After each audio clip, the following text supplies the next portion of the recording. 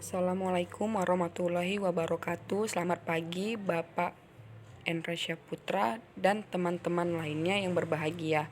Pertama-tama marilah kita panjatkan puji dan syukur karena telah memberikan rahmat, kesehatan, dan keselamatan sehingga kita dapat berkumpul bersama-sama di sini.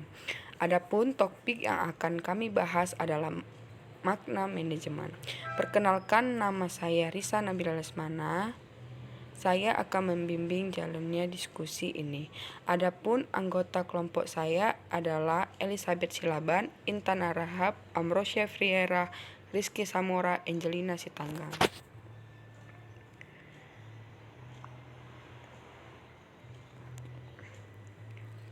Berikut adalah perbedaan dari manajer dan manajemen. Menurut Ricky W. Griffin, mendefinisikan manajemen sebagai sebuah proses perencanaan, pengorganisasian, pengkoordinasian, dan pengontrolan sumber daya untuk mencapai sasaran secara efektif dan efisien. Efektif berarti bahwa tujuan dapat dicapai sesuai dengan perencanaan, sementara efisien berarti bahwa tugas yang ada.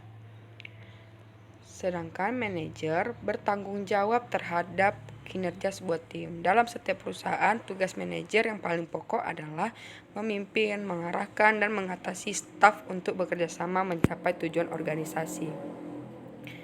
Baik, di sini ada dua, organisasi dan manajemen.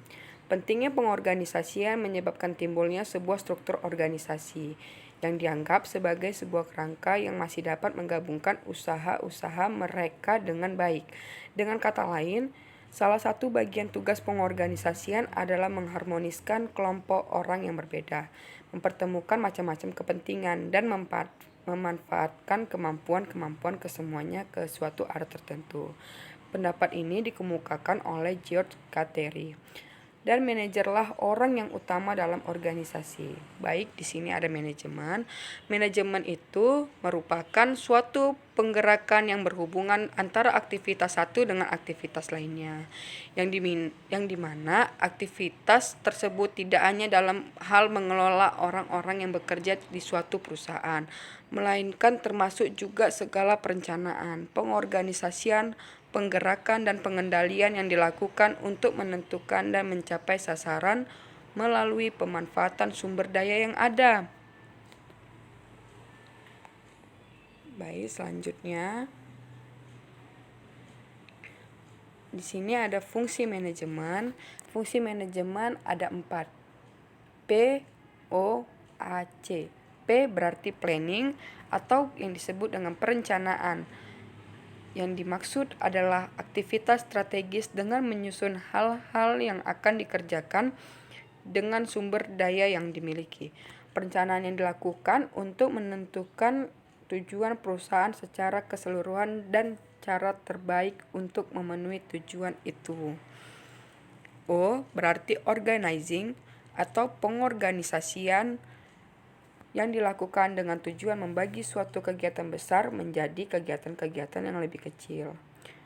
Actuating adalah pengarahan, yang dimaksud adalah suatu tindakan untuk mengusahakan agar semua anggota kelompok berusaha agar dapat mencapai sasaran sesuai dengan perencanaan manajerial dan usaha. Dan yang terakhir ada controlling atau evaluasi yang dilakukan dengan kinerja dinilai apakah sesuai dengan planning atau strategi yang sudah direncanakan.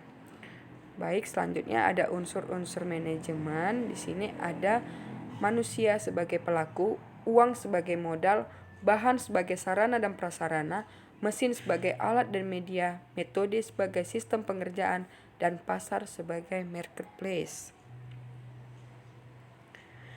Peran manajer dalam manajemen adalah sebagai otak manajemen, di mana manajer harus dapat melakukan perencanaan dan pelaksanaan yang harus ditempuh dalam sebuah organisasi. Dengan itu, manajer juga harus dapat menjadi contoh yang baik bagi bawahannya. Ditambah lagi karena manajer juga sebagai cover dari internal dari organisasi yang ditekuni. Dalam arti sempit, manajer adalah personal yang akan dilihat dari eksternal karena dialah yang mengatur keseimbangan semua manajemen. Karyawan dalam perusahaan memiliki fungsi dan peranan yang harus dilaksanakan. Di antaranya, melaksanakan pekerjaan sesuai dengan tugas dan perintah yang diberikan, menjaga ketertiban dan keamanan di lingkungan perusahaan demi kelangsungan perusahaan, dan yang terakhir bertanggung jawab pada hasil produksi. Nah, di sini ada tugas lainnya dari manajer dan karyawan. Mengatur dan mengawasi manajemen, membangun strategi kerja dengan tim kerja dalam kinerja yang tinggi, mengawasi dan mengatur segala aktivitas kerja, memastikan bahwa rancangan kerja berjalan dengan baik, menentukan standar, menentukan hasil capaian yang bagaimana yang masuk standar kerja perusahaan atau organisasi, menentukan acuan kerja baik setiap personil kerja, mengadakan evaluasi, mengevaluasi setiap langkah pengerjaan yang telah diselesaikan para tim kerja, memberi tanggapan, kritikan yang akan dievaluasi kembali oleh tim kerja. Nah, di sini ada manajemen dan organisasi. Kata manajemen berasal dari bahasa Prancis kuno yang berarti manajemen, yang memiliki arti seni melaksanakan dan mengatur. Manajemen belum memiliki definisi yang mapan dan diterima secara universal.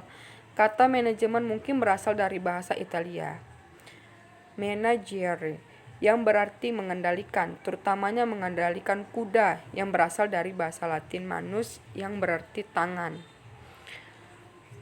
Sedangkan organisasi adalah sebuah wadah atau tempat berkumpulnya sekelompok orang untuk kerjasama secara rasional dan sistematis, terkendali dan terpimpin untuk mencapai suatu tujuan tertentu dengan memanfaatkan sumber daya yang ada. Nah, di sini ada contoh organisasi dalam perkuliahan ya. Contoh organisasi dalam perkuliahan itu ada 3. Yang pertama, Badan Eksekutif Mahasiswa atau BEM, atau yang biasa kita sebut dengan Senat Mahasiswa. Nah, yang kedua ini ada Himpunan Mahasiswa Jurusan HMJ atau Himpunan Mahasiswa. Nah, yang terakhir Unit Kegiatan Mahasiswa atau UKM. Tugas manajemen organisasi sama seperti fungsinya, manajemen satu ini juga memiliki berbagai tujuan. Namun, pada dasarnya tujuan dari manajemen ini adalah untuk mencapai tujuan organisasi dengan efisien. Sehingga dalam eksistensi organisasi tersebut dapat berjalan lancar dalam kurun waktu tertentu. Karena tanpa adanya manajemen organisasi, maka sebuah organisasi bisa mengalami berbagai kesulitan. Berikut di bawah ini adalah beberapa tujuan dari manajemennya. Ada 3. Yang pertama, membentuk koordinasi yang baik. Yang kedua, menetapkan kinerja yang efektif. Dan yang ketiga, membuat lingkungan yang nyaman. Baik, apa manajemen organisasi mahasiswa? Manajemen organisasi mahasiswa itu merupakan sebuah proses perencanaan dan pengorganisasian serta pengendalian pada sumber daya suatu organisasi dengan maksud untuk mencapai tujuan organisasi. Nah, yang terakhir, kesimpulan dari presentasi kami hari ini adalah manajemen adalah suatu proses perencanaan dan pengorganisasian serta pengendalian terhadap sumber daya sebuah organisasi dengan maksud untuk mencapai tujuan organisasi secara efektif dan efisien. Tujuan setiap organisasi tentunya bisa berbeda-beda dan bermacam-macam, tergantung dari organisasi itu sendiri. Dengan adanya manajemen organisasi dalam perusahaan, diharapkan dapat membentuk kinerja karyawan yang lebih efektif, terutama dalam hal koordinasi antar departemen ataupun divisi.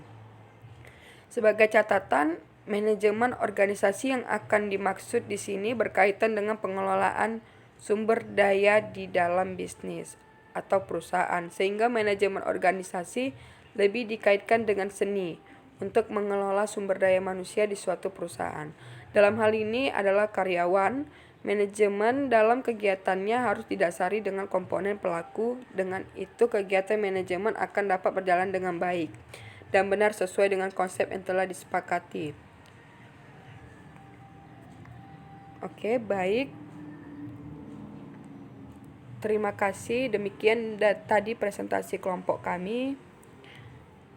Mohon maaf atas ada kekurangannya dan terima kasih untuk perhatiannya. Assalamualaikum warahmatullahi wabarakatuh dan selamat pagi.